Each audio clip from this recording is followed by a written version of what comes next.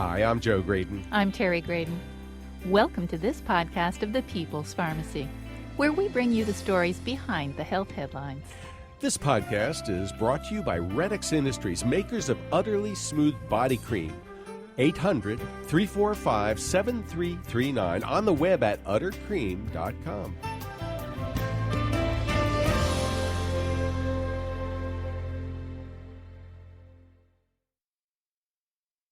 Lady Gaga gave an extraordinary performance during the Super Bowl halftime. Why did some guys criticize her body? This is the People's Pharmacy with Terry and Joe Graydon.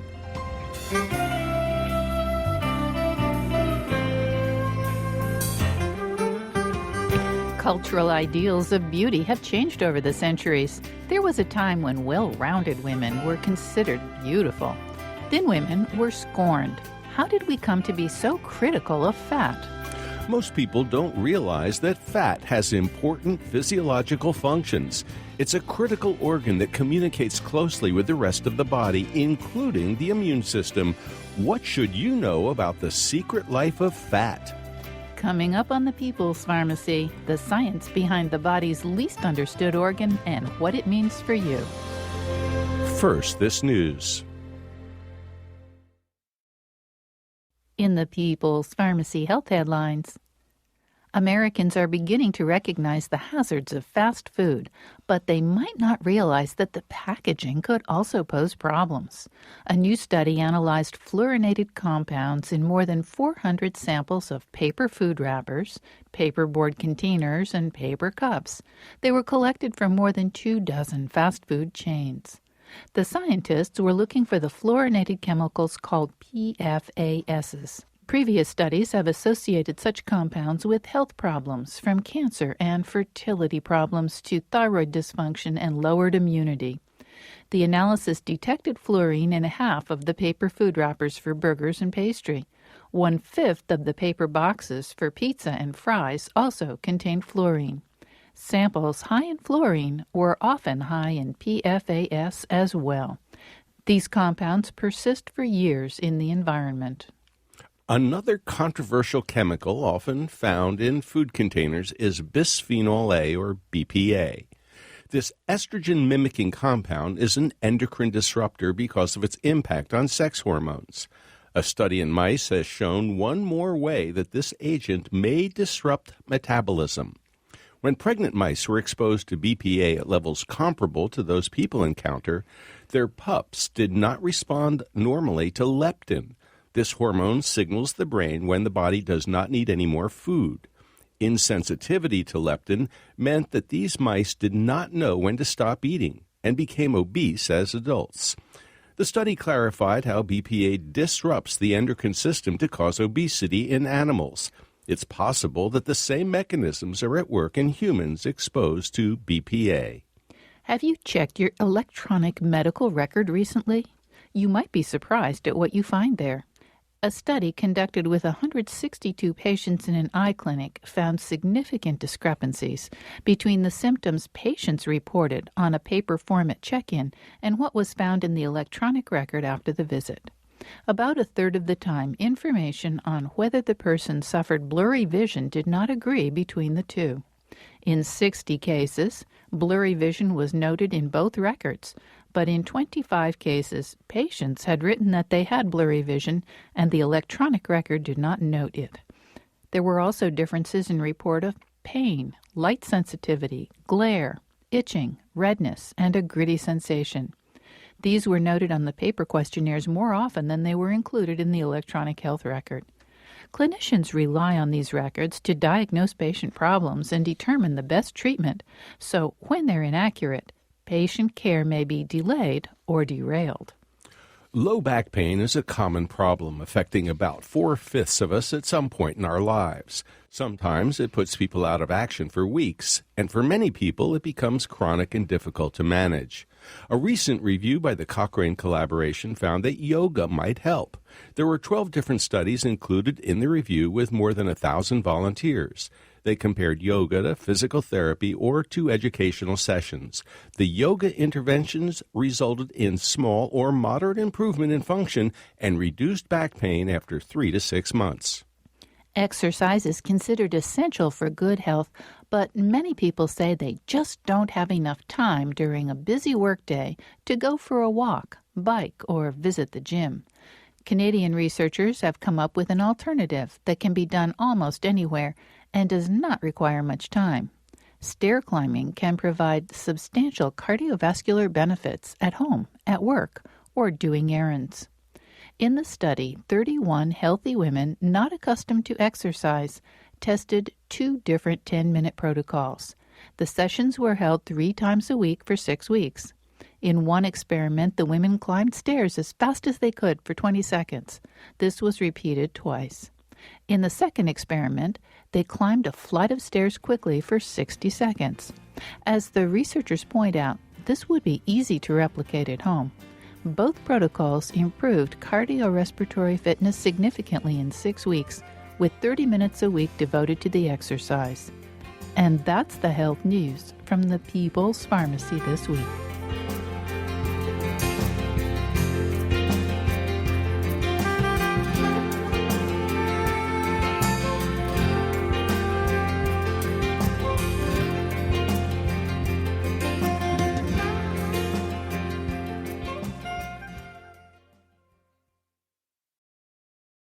Welcome to the People's Pharmacy. I'm Joe Graydon. And I'm Terry Graydon.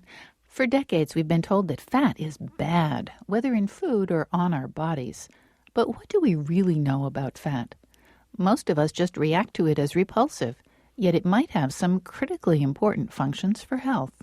To help us understand the physiological role of fat, we turn to Dr. Sylvia Tara.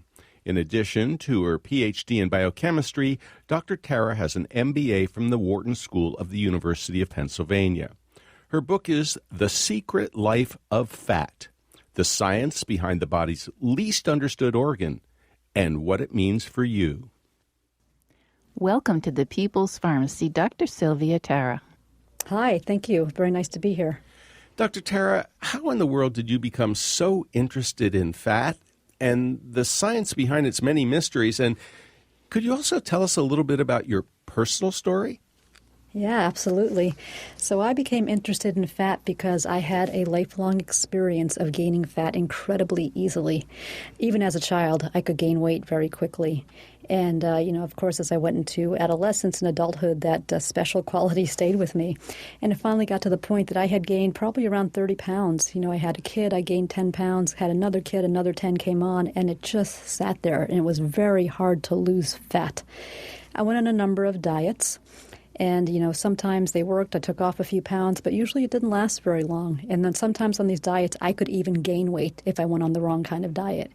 And I got so tired of this experience that I finally said to myself, I am going to understand everything about fat there is to know. Why do I gain it so easily? Why do I have so much difficulty taking it off?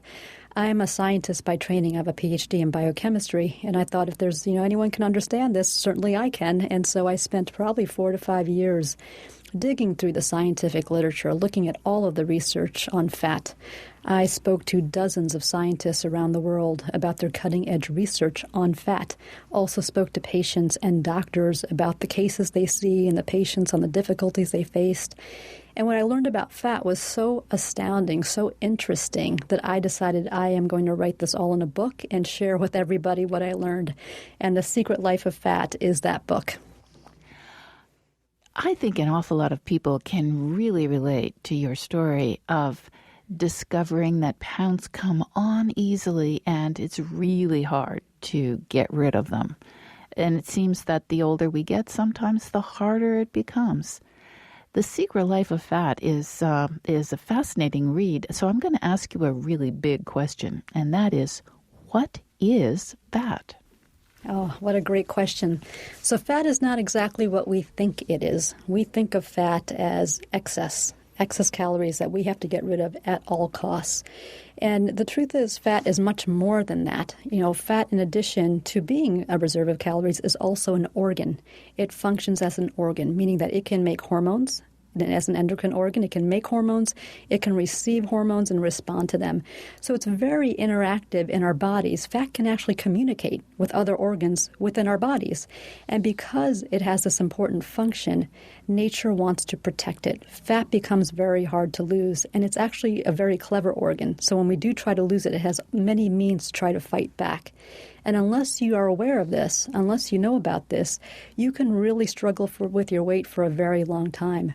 So perhaps to dig down a little bit more, there's white fat, and that's the kind of fat that we want to lose when we have too much. There's also brown fat.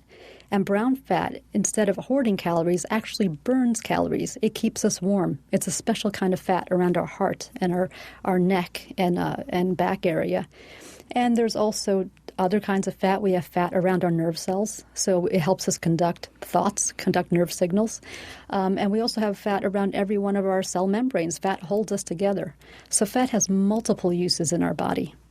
I think that when most people think about fat, especially as, Terry was talking about getting older and adding those extra pounds, we think of belly fat.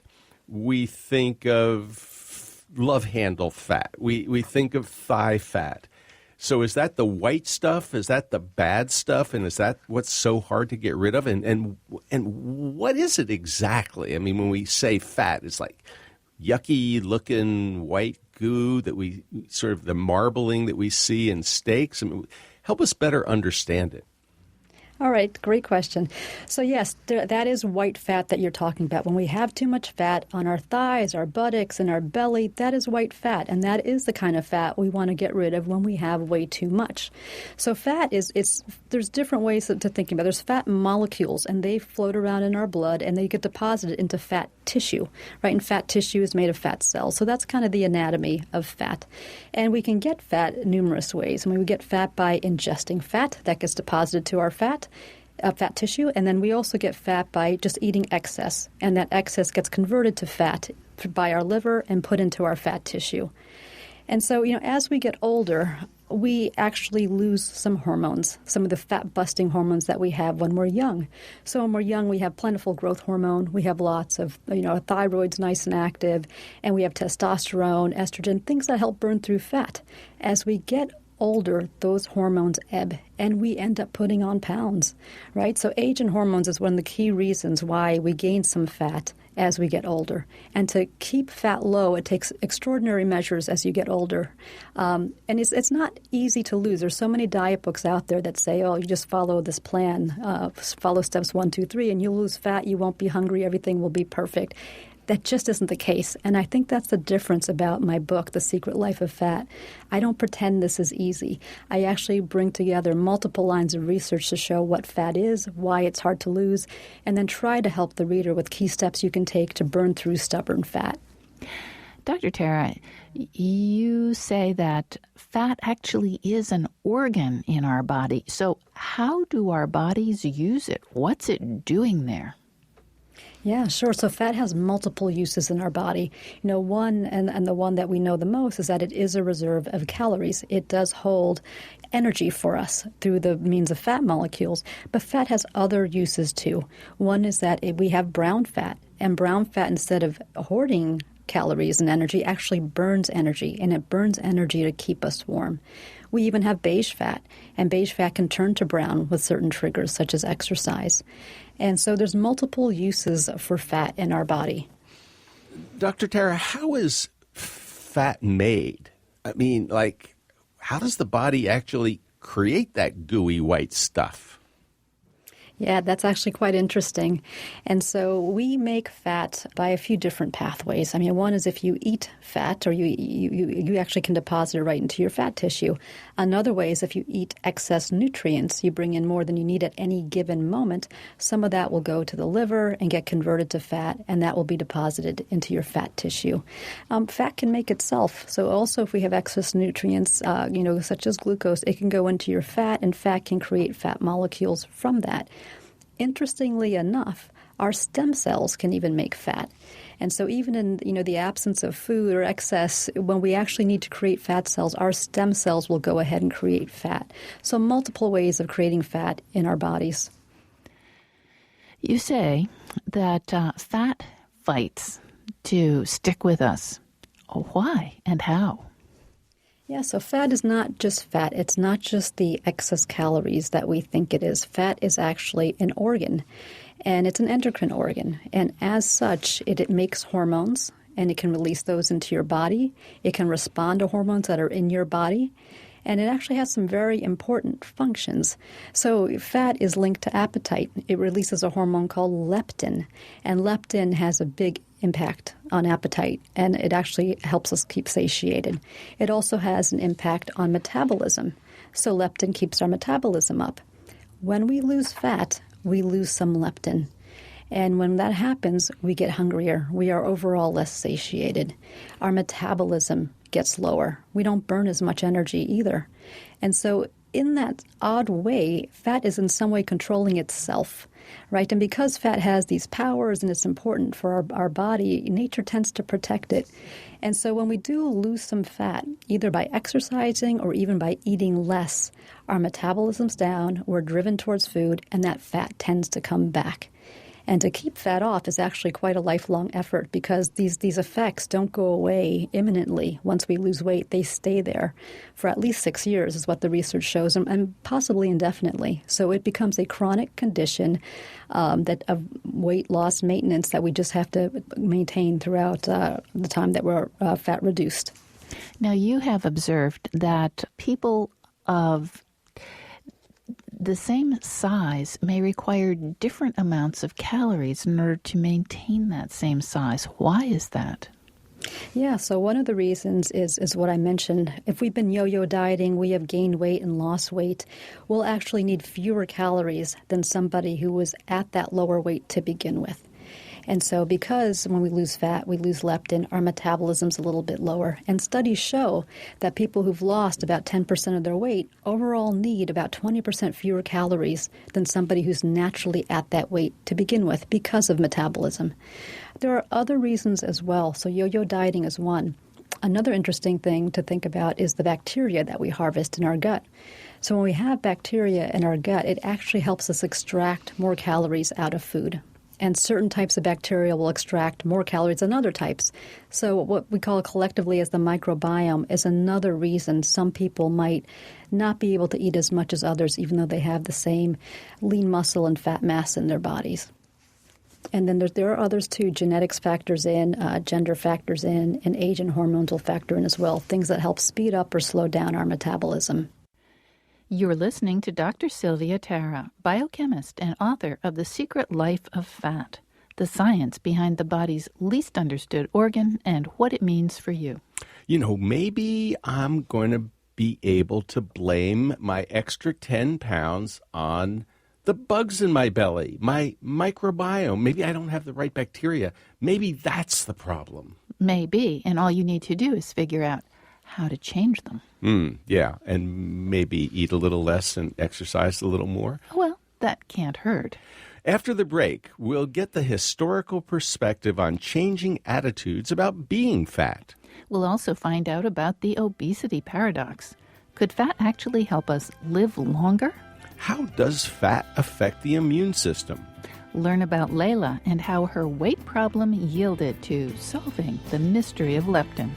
How does good fat go bad? Can it be reversed?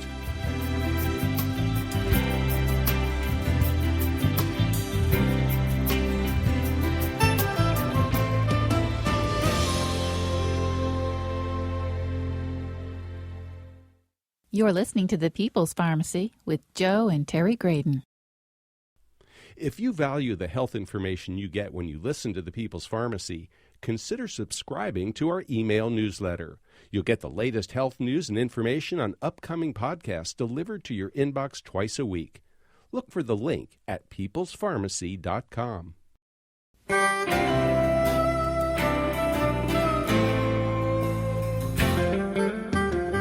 Welcome back to The People's Pharmacy. I'm Terry Graydon. And I'm Joe Graydon. The People's Pharmacy is brought to you in part by Red X Industries, makers of utterly smooth creams and lotions that deeply moisturize to make dry skin feel soft and smooth.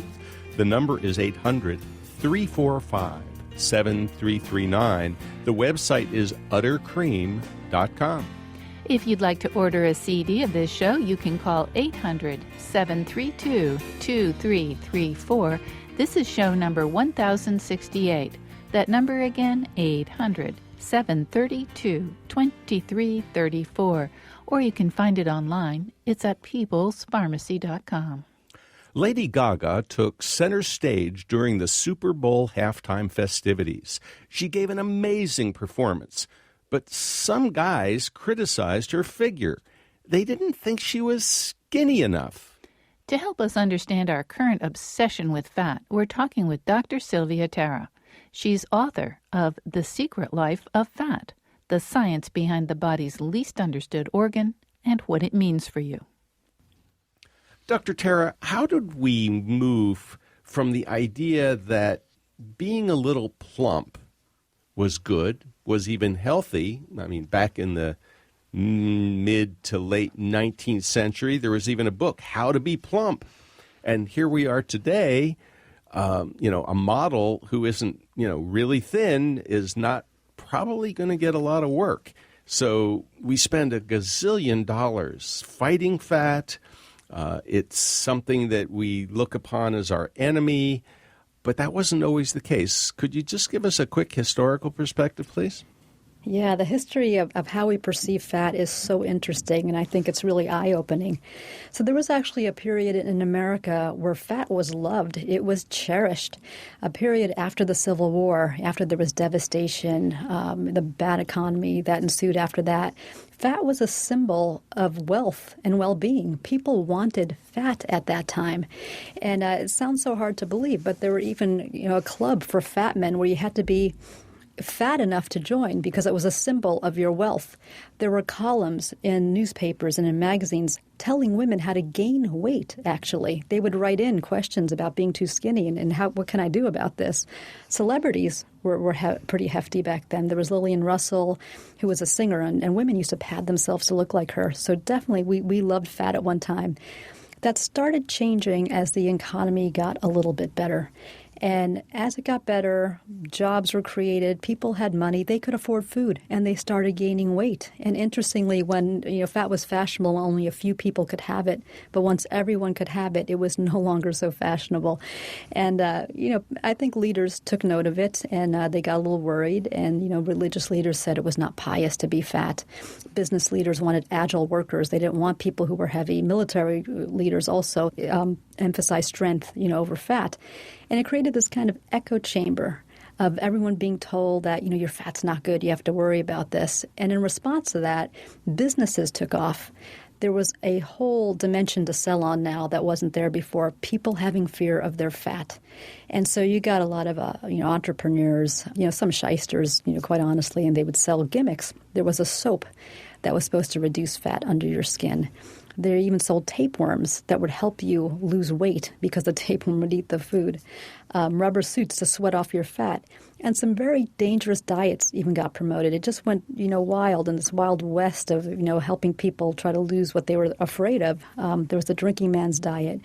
There was, you could drink a lot and eat steak, but you wouldn't gain weight. There was even dinitrophenol, which is found in explosives that people ingested to try to lose weight. So it really went off the cuff. But now we finally have these, multi-million-dollar corporations to help us lose fat. And what's interesting about all of this is that we now spend about $60 billion a year on the war on fat, which, interestingly enough, is more than we spend on the war on terror, which is around $45 billion, according to numbers that are pretty recent. And so with all this effort we have fighting fat, we're still losing this war. And, what I try to do in my research is turn this around and really try to understand fat, because clearly we're not understanding it. And, what I show is that, fat, it's very different than what we think. It has multiple functions to it. It actually is very interactive in our bodies. And there are reasons we're losing this war. We just don't understand it well enough. I wonder if you can tell us about the obesity paradox. You have written about some of the research that suggests fat may actually help us live longer in some circumstances. Tell us more. Yeah, so that is interesting. And so as we get older, we tend to gain weight. And as I learned about the obesity paradox, I started wondering if there's actually a reason for that. So there are many diseases, diabetes, cancer, even heart attacks. And what the researchers have learned is that people who tend to be just a little overweight actually have a lower risk of death than people who are normal weight or underweight. And that runs counter to everything we've ever heard. We've always heard that fat is bad. You should not have fat, and the less fat you have, the better. But we're seeing this interesting, the shift. As we get older, there's a higher risk of death just looking at the numbers for people who are normal or underweight. And these studies have been quite large. I mean, 5,000 people, numbers in the thousands where they go back and look at people who've died from which disease and how much they weighed. And some extra padding looks like it's not too detrimental in old age. That's not saying obesity is a good thing to have, but the extra 10, 15 pounds we gain with age might be protective. I was fascinated to read about a couple of the studies that you mentioned. One, heart patients who had angioplasty to open up coronary arteries. I think this was in Glasgow. And the people who were a little overweight seemed to survive better. Their 5-year survival rates were better than the folks who were, quote-unquote, normal weight or kind of a little on the thin side. And as you say, that runs counter to everything we've heard. I wonder, the publications, the journals, must have been a little skeptical about that research. Oh, they certainly were. In fact, I know, one of the researchers I talked to at length, Carl Levy, and he had trouble getting his work published. He said that when he first submitted it, a number of the journals just turned it down. Some other journals said this was the stupidest thing they ever saw, and clearly something's wrong with your research. And this actually happens repeatedly, and I do write about this in a number, of instances where we're learning something new and counterintuitive about fat. The prevailing thinking is so strong that fat is bad that even the scientific community has trouble accepting something counter to that dogma. And so a number of researchers, when they put something out that's very different, they have some trouble getting it, accepted. And even once it's accepted, it still creates a stir. I talk to some of these researchers still, and even when they go out and give talks, they get a lot of skepticism. But, with the collection of more and more research, I think it's just going to, open our minds about fat.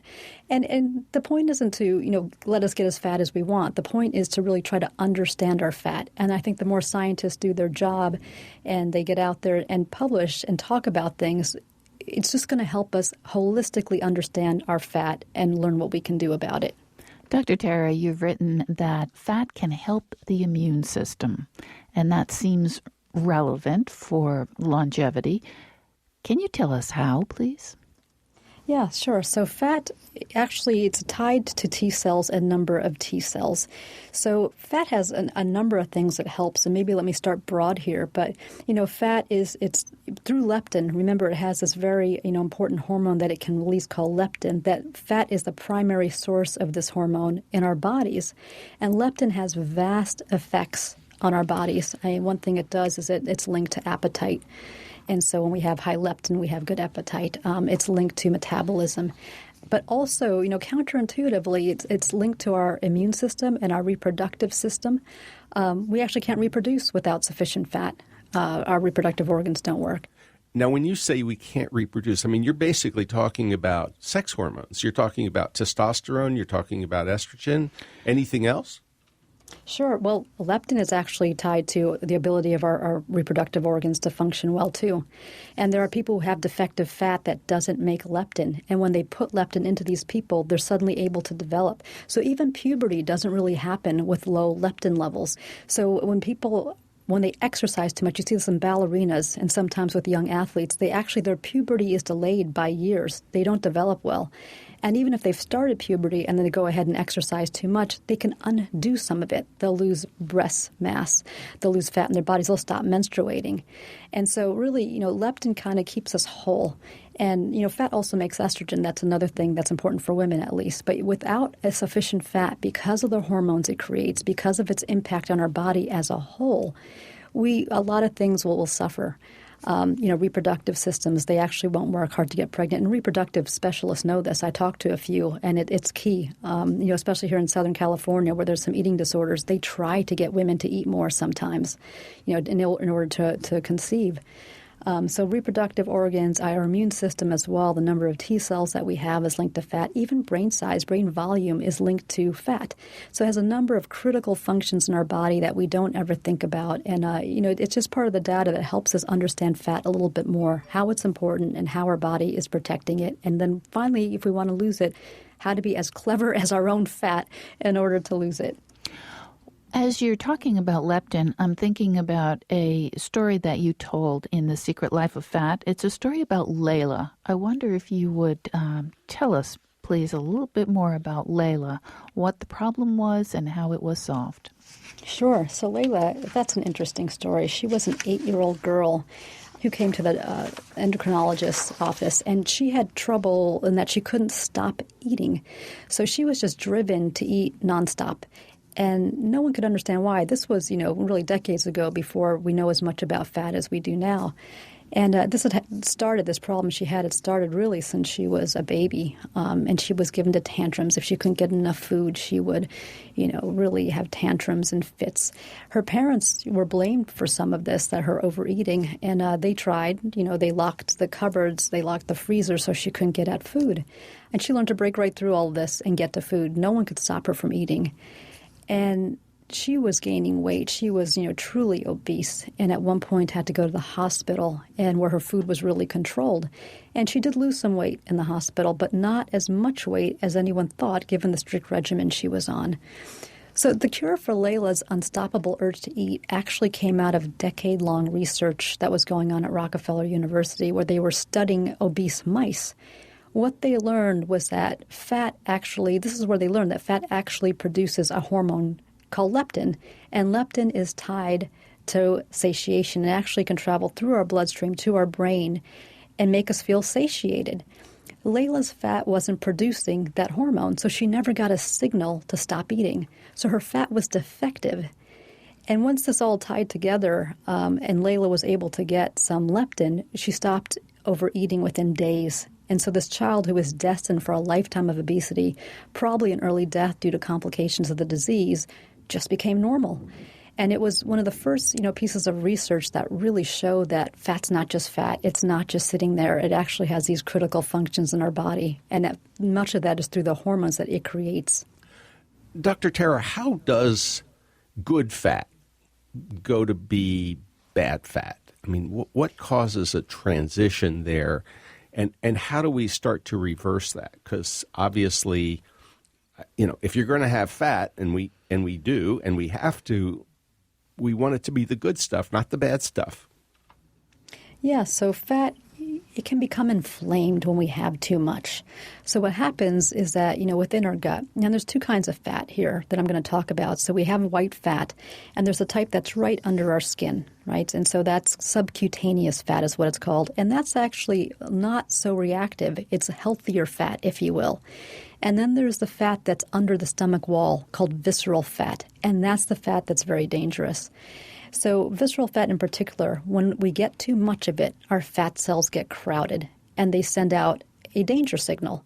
And our immune system interprets that danger signal as, I have to react, I have to go and intervene and do something about this. And really our fat cells are just getting crowded and they're suffocating. And then they bring in the immune cells into fat. They get recruited to fat to try to solve this problem.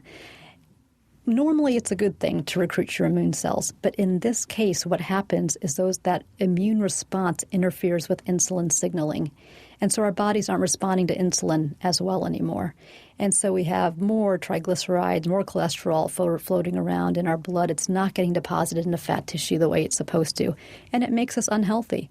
So that is the kind of fat that, that kind of obesity that truly is dangerous and can lead to diabetes, can lead to heart conditions, can lead to a lot of negative health consequences. And the way to get rid of that is, we do have to lose weight, and it's not that easy to do, especially as we get older and some of our fat-busting hormones are on the decline. So it is, modified eating, it is activity, it is also just training our brain to stay on a regimen. And that perhaps is the hardest thing to do in this day and age when we have so much stress. And I write quite a bit about just self-control, behavioral measures that we can take to stay on a program to reduce our weight. Now, I was intrigued to learn that viruses can cause fat. And, we're surrounded by viruses. I mean, every time we get a cold, those are viruses. So how in the world do viruses contribute to this, I'll call it the obesity epidemic, and especially this white fat in our bellies that's doing us so much harm? Yeah, no, that was very interesting. I know when I learned about that, that was a shocker. So it turns out that viruses linked to fat have been known about for quite some time in animals. In 1982, it was revealed that canine distemper virus caused fatness in mice, and then Rouse-associated virus, and that right around the same time it was learned that it caused obesity in chickens. And so I write about this very interesting story of Nikhil Jurander, who was a scientist from India, who observed that viruses were linked to fatness in chickens. In fact, he would infect chickens with this virus, and they would get fat. He was so intrigued with this research that he decided he's going to drop his obesity practice that he had in India, and he wanted to move to America so that he could truly get all the resources he needed to study this phenomena. And he packed up his suitcases and came to America. And, interestingly enough, through all kinds of, fateful twists and turns, he finally got into a lab where he was able to study viruses linked to fat. And, what he found was that he studied one in particular called 8036. And people who have ever had the virus 8036, who show a presence of it, they have a 4-fold greater probability of having obesity than somebody who doesn't have any kind of signal for this virus. And 3 years of learning about this with his team and other people researching it as well, what they learned is people who've had this virus, they tend to make more fat. So they'll turn their blood sugar into fat faster, more easily. They also create more fat cells. And they've done studies, in the Air Force, at large. The preponderance of this virus, they think, might be, up to 20% perhaps. It's hard to know, though. We don't have enough data to know that. But people who have shown the presence of this virus do have a tendency towards fatness. It's just another thing that we have to think about. If we're having trouble losing weight, there are a number of ways we can get fat. I mean, one is, the bacteria and the viruses we host have an effect on how much fat we can get. There are genetics to consider as well. There is gender and hormones. I write a lot about all the different ways we get fat, and I think the more we understand them, what I hope to do is remove the guilt associated with it. It's not all just sloth and gluttony. There's very interesting ways nature will put fat on us, and we have to understand that if we really want to control our fat. You're listening to Dr. Sylvia Tara, biochemist and author of The Secret Life of Fat, the science behind the body's least understood organ and what it means for you. So maybe I could blame that extra couple of pounds on bacteria or maybe even viruses. What do you think? I'm not sure. Good luck, right? After the break, we'll get some tips on controlling fat. What strategies does Dr. Tara use and recommend? We'll also find out about the microbiome and how it affects our body fat.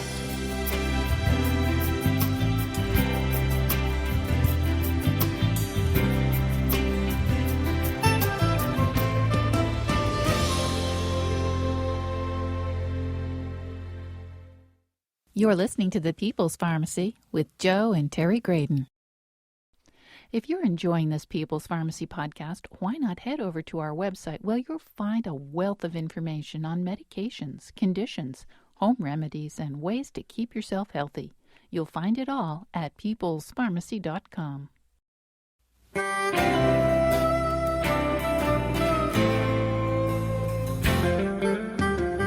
Welcome back to the People's Pharmacy. I'm Terry Graydon. And I'm Joe Graydon. The People's Pharmacy is brought to you in part by Red X Industries, makers of Utterly Smooth Foot Cream with shea butter, helping dry, cracked feet feel utterly soft and smooth. The number is 800-345-7339. The website is uttercream.com. If you'd like to order a CD of today's show or any other People's Pharmacy broadcast, you can call 800-732-2334. Today's show is number 1068. That number again, 800-732-2334. Or you can place your order online at peoplespharmacy.com. Do you skip breakfast hoping to shed extra pounds? Do you consume most of your calories in the evening? Why might that be problematic? To find out, we're talking with Dr. Sylvia Tara. She is author of The Secret Life of Fat, The Science Behind the Body's Least Understood Organ, and What It Means for You. Dr. Tara, you have made a convincing case for the importance of fat, but of course we do need to control our fat. And I'm hoping that you can give us some tips on how we can do that. Perhaps you can start with your own strategies, what you've found helpful. Yeah, I really studied my own fat, and that was my whole impetus for writing this book, is I had very stubborn fat that just wouldn't come off, and it seemed like everyone could go on a diet, lose 10 pounds, I'd lose 1. So, I kept logs of what I ate. I just studied everything, and, what I found is if you have really stubborn fat, I think one of my patients I interviewed says this the best. You're not really part of the eating world. There's the eating world and the non-eating world. And some of us are just part of this world where we can't eat so much. And so, some of the things to really learn, in this book and that what I really took away from this research are, one, when we yo-yo diet, our metabolism is different. Once we've lost weight, once we've had fat and taken it off, we have a slower metabolism, and it's not something that necessarily goes away. So we just have to eat less than other people. We have to exercise a little bit more. But in addition to that, there are other ways that we get fat that we really have to consider. There are genetics that are involved. There is, the bacteria we harvest. There are hormones that we have that start to ebb with time. You have to think of this holistically, and that will help you solve your own stubborn fat. So in my case, what I learned is that, I probably had some genetics going on. My mother was very much like this. She could gain weight very easily. She had to eat very little. I was the same. My gender factors in. Women gain weight much more and much easier than men do. And I have a chapter on that. I had to get the answer to that because I have a husband who can eat a bowl of ice cream every night and have no issue. And I am not that blessed, and so I researched that. But really what it got down to was, with my age and hormones ebbing, is that I had to increase my fasting window. And what that did is that when you increase the overnight fasting window, you actually increase your growth hormone. So growth hormone is a fat-busting hormone, and it will actually burn through fat like it does when we're young. In addition, I had to add some hard exercise, because exercise will also increase growth hormone. It will increase testosterone as well. So for increasing fat-burning hormones is one of the best keys we have for really managing our weight. And then, what we eat as well makes a big difference. And so you can also eat for your microbiome, or the bacteria you harvest. Some bacteria will pull more calories out of your food than other types of bacteria. And the more fatty foods we eat, we actually tend to accumulate more bacteria that will pull excess energy out of this food and get us fatter. It's associated, that microbiome, with a higher fat content. So when we eat more fibrous foods, not only do we get, less calories, but we're changing our microbiome as well. And the fiber in that food actually helps reduce the levels of ghrelin, a hormone that comes from our stomach that makes us hungry. So I really tried to understand fat at a very scientific level.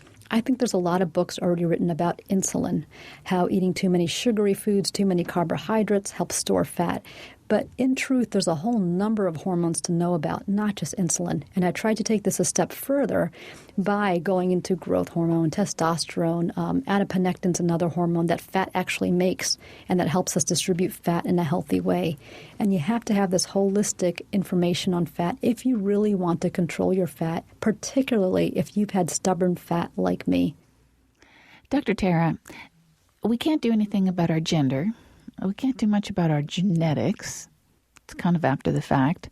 We can't do anything about our age. So those are 3 factors that we can't do anything about. But I was fascinated with the idea of increasing the fasting window. How do you do that exactly? And it reminds me of an old comic strip, Dagwood Bumpstead, who would always like to have this humongous sandwich in the middle of the night. You get up and raid the refrigerator, and it sounds like that's probably not such a good idea. No, it's not. In fact, there's research on people who do that, who wake up in the night and eat, and of course, they gain by far more weight. So the fasting window and overnight is a key time to lose weight. And one is that our growth hormone is actually higher. It peaks at night, and growth hormone is a fat-busting hormone. It's what we have when we're young, when we're energetic, and we don't have as much fat. And, of course, that declines with age. So increasing that window. So when you eat, you actually start to decrease your growth hormone. It gets diluted. It stops secreting. So fasting will actually help prolong that secretion of overnight growth hormone. So I know what I do, and this is not for everybody, but what I learned to do because I have very stubborn fat is I'll stop eating early in the day. I'll stop eating probably around 3 or 4 o'clock, and I won't eat again until 10 o'clock the next day. And I have found that has been the key component that has really helped me lose 30 pounds and keep it off. And I have very stubborn fat. Even exercise doesn't factor in as much as that fasting window for me. And so if you can do it, if you can maintain it, increasing that window, increasing your growth hormone, is actually very beneficial for losing weight. Another interesting thing to think about is that when we get hungry, we release a hormone called ghrelin from our stomach, and ghrelin actually promotes growth hormone release and activity. So that's really interesting. If you can withstand a little bit of hunger like I get at night after it's 9 o'clock and I've not eaten for 5 hours, it's actually a sign that you're probably promoting growth hormone right now. And so that's the fasting window and what you can do to use it to your advantage. I think there's been some research just recently suggesting that if you could avoid that late dinner, and people oftentimes will skip breakfast or skip lunch, and their big meal of the day is supper. And what I'm hearing from you is maybe we need to do it the other way around, so that if we stop eating around 3 o'clock in the afternoon, even if we start to get hungry because we're used to eating around 6 or 7, that maybe that's a boomerang, that's our hidden enemy, and that if we just try this evening fast, we might actually get rid of some of that stubborn fat. At least that's worked for you, right? Oh, it definitely worked for me. And I know the research you're talking about, I saw that too. I think they had people eating from 8 to 2 or 8 to 3. Mm-hmm. And when they started fasting after that, yes, they promoted their weight loss. So it's very effective.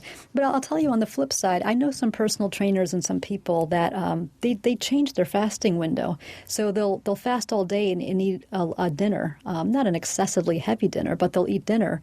They also manage to stay thin. In fact, one of the trainers that I interview in my book, he also did that. I think he doesn't eat till 1 o'clock, and then he'll eat some lunch, he'll eat a light dinner, but then he won't eat again until 1 o'clock the next day, and it seems to work for him. So, weight loss is very individual. You really have to see what works for you. Whatever plan you're going to be on, it has to work for your biology. So everybody is different. Not everyone gains weight at the same rate or for the same reasons. It has to work for you psychologically. You have to be able to withstand the plan that you're going to stay on for a long time. And it has to work socially. If you're an exec who's having dinners with clients all the time, clearly my plan is going to be a challenge. So I think there's ways to modulate our diet to work for us in those 3 dimensions. And, I try to educate people more on fat, the things that seem to move the needle, so that they can design a plan that works for them or just modulate a diet they're on to make it more effective for them. Now, you mentioned microbiome, and of course that's all of the bacteria and the viruses and all the other stuff that we harbor on our skin, in our digestive tracts, all over our body. And we used to think they were all, bad guys. Now we know that we actually live in synergy or harmony with those bacteria and bugs and germs and fungi and viruses, etc. So how to change the microbiome in a favorable way? You've mentioned fiber, but should we be eating sauerkraut, live cultures of yogurt? Are there any ways to get good bacteria, especially if we've taken antibiotics on a regular basis for an infection or something that may change our microbiome? So can you give us a little insight on how to get the bugs in our belly better? Yeah, so that's a good question. You're right. We have to learn to live in synergy with the microbiome because, in truth, there are many more bacterial cells we have in our body than human cells. So we're actually more bacteria than we are human. And so it's important. And, some of the things we can do, fiber, like I said, it's very good. More fruits and vegetables. It helps change our microbiome and tilt it towards more of one that's associated with leanness. Other things we can do for our microbiome, prebiotics are pretty good. And I interview a scientist who studies this at length, but eating things like artichokes, legumes, bananas, onions, those types of things help foster the right kind of bacteria. They help create a mucosal lining in your guts so that you have a healthier digestive system overall. So how we eat will change. Salads overall are a good thing. Something that's fibrous, something that includes some of those prebiotics, they will help you feel full. And the prebiotics that I mentioned are also associated with satiety, so you won't feel so hungry for two reasons. Because of the mucosal lining and the healthier gut.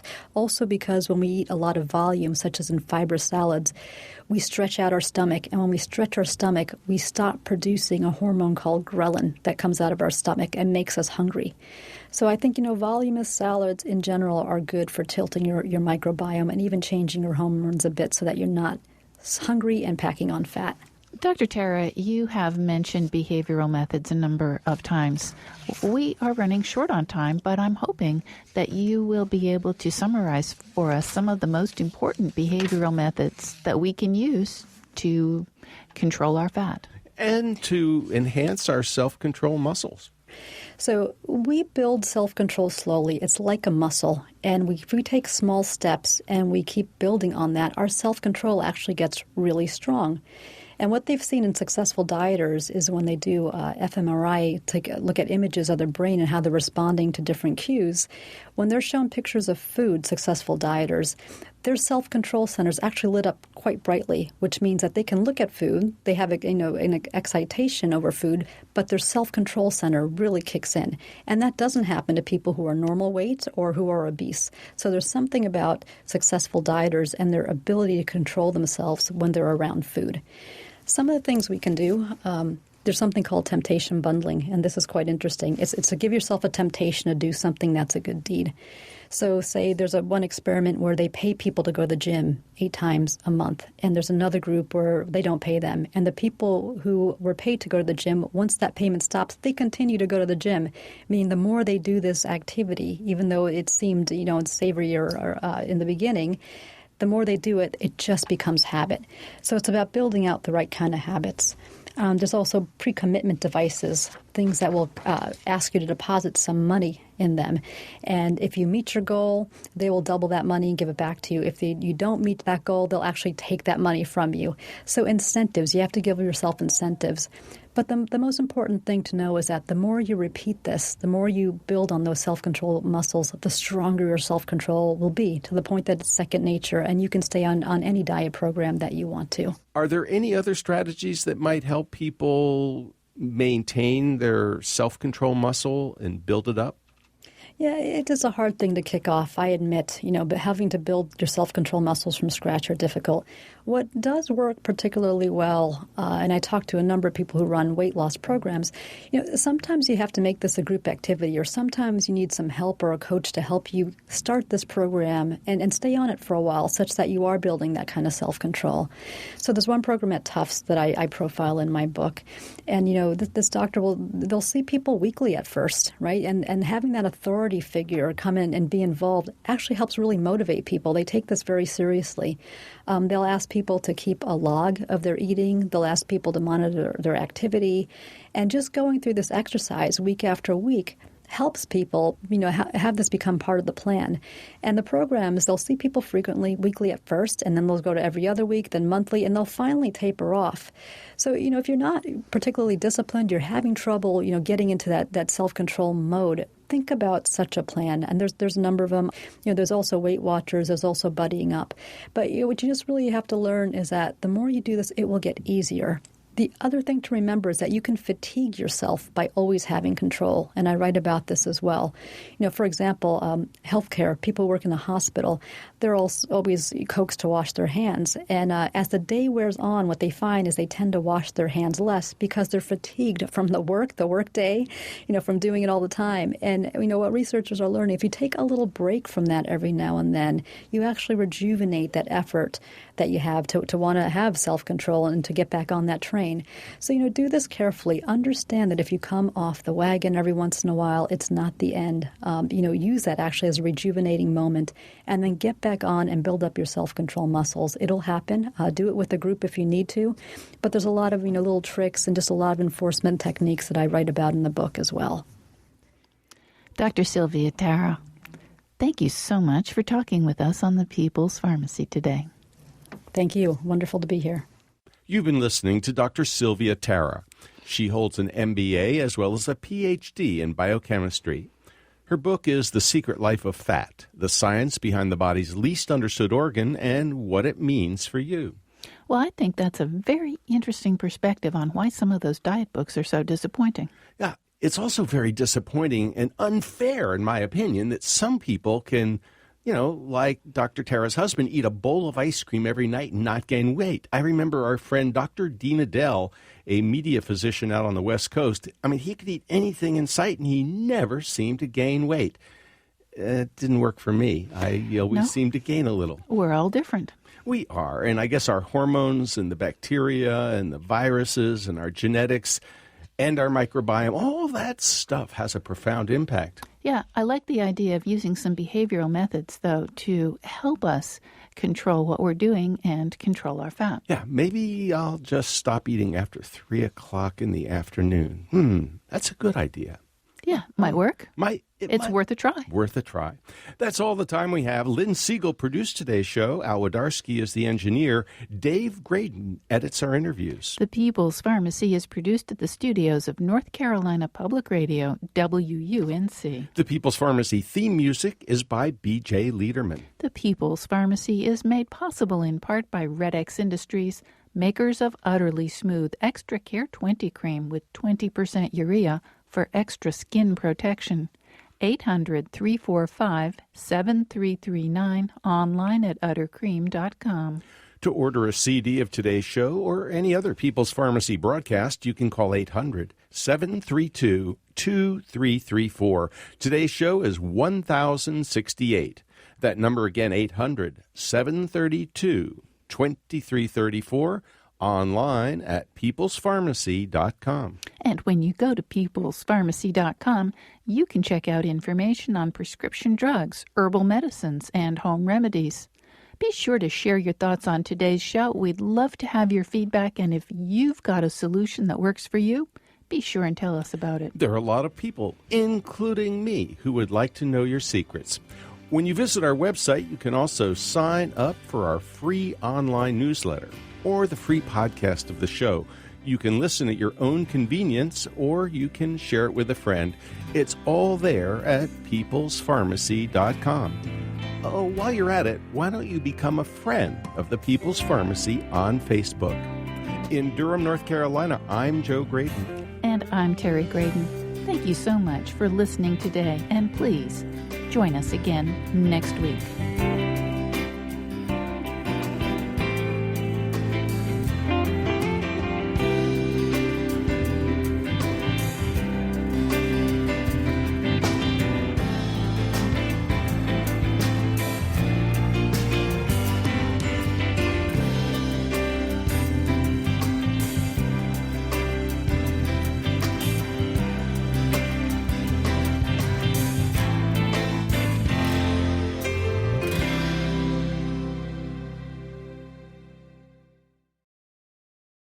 We hope you enjoyed this podcast. If so, please consider taking a minute to write a review on iTunes. And thanks for listening to the People's Pharmacy.